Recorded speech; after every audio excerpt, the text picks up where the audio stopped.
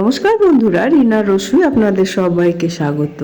এখন শীতকাল, বাজারে প্রচুর শাক সবজি। তা আজকে আমি আপনাদের কাছে শেয়ার করব পালং শাকের ঝোল বা পালং শাকের রসা। তাহলে দেখতে থাকুন পালং শাকের রসা কিভাবে বানিয়ে থাকি। ভিডিওটি প্রথম থেকে শেষ অবধি দেখার অনুরোধ রইল। পালং শাকের রসা বানানোর জন্য এখানে নিয়েছি একটা মূলো, 8-10টা শিম, একটা আলু, একটা বেগুন, আর নিয়েছি 5-6টা বড়ি। আর এখানে 200 থেকে 250 গ্রাম পালং শাক নিয়েছি। শাকটা আমি কেটে 2 ঘন্টা মতো জলে ভিজিয়ে রেখেছি। এতে প্রচুর সার দেয়া থাকে। 2 ঘন্টা ভেজানো থাকলে এর বিষের পরিমাণটা কমে যায় অনেকটাই। এবারে গ্যাসের মধ্যে একটা কড়াই বসিয়ে দিয়ে দিচ্ছি। তার মধ্যে দিলাম 2 চামচ সর্ষের তেল। এবার যে আমি বড়িগুলো নিয়েছি সেই বড়িটা লাল করে ভেজে তুলে রাখবো। দেখুন বড়িগুলো লাল লাল করে ভাজা হয়ে গেছে।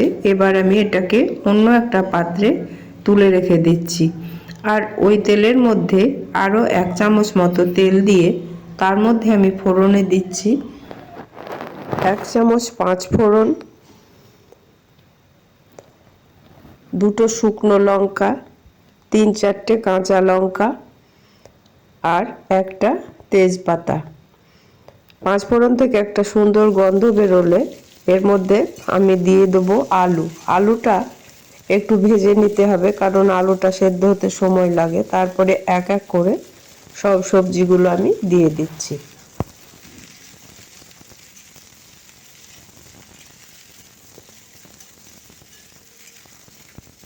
সবজিগুলো ভালোভাবে নেড়েচেড়ে নিয়েছি। এবারে এর মধ্যে দিয়ে দিচ্ছি পরিমাণ মতো হলুদ আর লবণ। হলুদ লবণ দিয়ে সবজিগুলো আবারও আমি ভালোভাবে কষাবো। ঢাকা দিয়ে দিয়ে সবজিগুলোকে একটু নরম করে তারপরে এর মধ্যে পালং শাকটা দেব। এই পালং শাকের ঝোল আমার বাড়িতে খুব ভালোবাসে, তাই আমি শীতকালে মাঝে মাঝে এই পালং শাকের রসা বা ঝোলটা বানিয়ে থাকি। আপনারাও বাড়িতে একবার বানিয়ে দেখবেন, ভীষণ ভালো লাগে।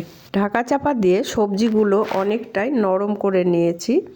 এবারে একটু নেড়ে চেড়ে পালং শাকগুলো এর মধ্যে দিয়ে দেব। এই পালং শাকের রসায় বা ঝোলে তেমন কোনো মশলা লাগে না, কিন্তু খেতে খুবই ভালো হয়। পালং শাকটা আমি লম্বা লম্বা করে কেটে নিয়েছি, কারণ পালং শাক খুব ছোট করে কাটলে ভালো হয় না, কারণ এই শাক খুব নরম। তাই পালং শাকগুলো দেওয়ার পরে এটাকে নেড়ে চেড়ে আবারও আমি একটা ঢাকা দিয়ে দিচ্ছি।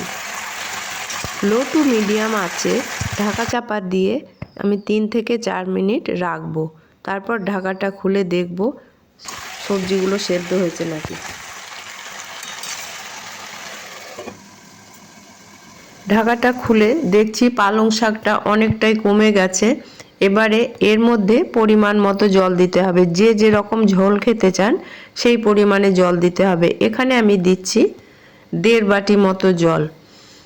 আমি খুব ঝোলও করব না, আবার খুব গামাখাও করব না।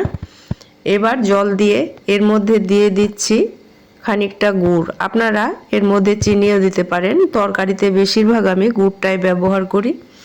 টেস্ট করে দেখলাম লবণটা একটু কম মনে হচ্ছে, তাই এখানে আবার একটু লবণ ছড়িয়ে দিলাম। আর দিচ্ছি 1 চামচ মতো আদা বাটা।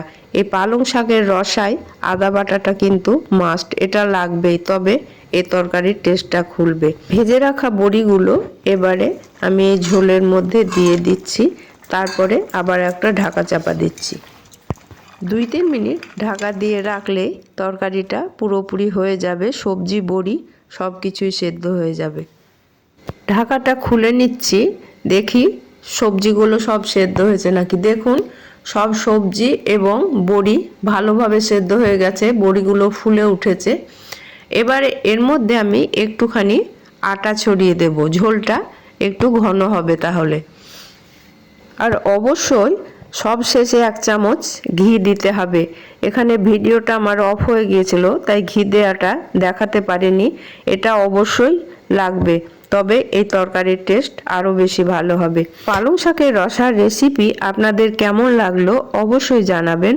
ভালো লাগলে একটা লাইক, কমেন্ট ও শেয়ার করে দেবেন। আমার চ্যানেলটিকে যারা সাবস্ক্রাইব করেছেন তাদেরকে অসংখ্য অসংখ্য ধন্যবাদ। আর আমার চ্যানেলে যারা নতুন তাদের কাছে অনুরোধ আমার এই ছোট্ট চ্যানেলটিকে সাবস্ক্রাইব করে আমার পাশে থাকার জন্য। আর পাশে থাকা বেল আইকনটা অন করে রাখতে ভুলবেন না। আমি যেসব নিত্য নতুন রান্নার ভিডিও আপলোড করব তার নোটিফিকেশন সবার আগে আপনার কাছে পৌঁছে যাওয়ার জন্য। আজ তাহলে এখানেই শেষ করছি। আবার আপনাদের সামনে হাজির হব নিত্য নতুন রেসিপি নিয়ে। আপনারা ভালো থাকবেন, সুস্থ থাকবেন, আমার পাশে থাকবেন। ধন্যবাদ।